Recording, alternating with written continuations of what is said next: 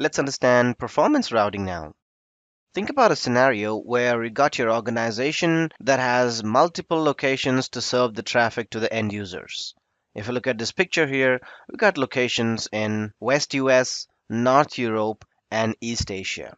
And you would always like to make sure that the users are routed to the nearest data center to achieve the best responsiveness. Now, if you got a user in Denmark or probably somewhere in Europe, then we would like that traffic to be served to the end user from an endpoint that is residing in West Europe data center.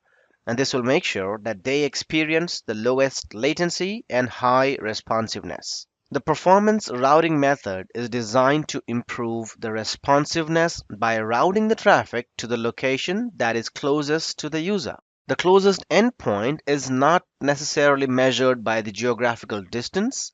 Instead, the traffic manager determines closeness by measuring network latency. Traffic Manager maintains something called as Internet Latency Table to track the round trip time between IP address ranges and each Azure data center.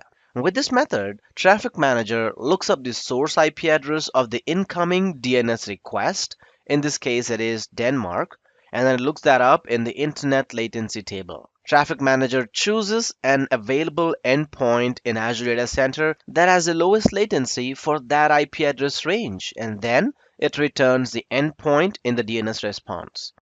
Remember that the Traffic Manager does not receive DNS queries directly from clients. Rather, DNS queries come from the recursive DNS service that the clients are configured to use.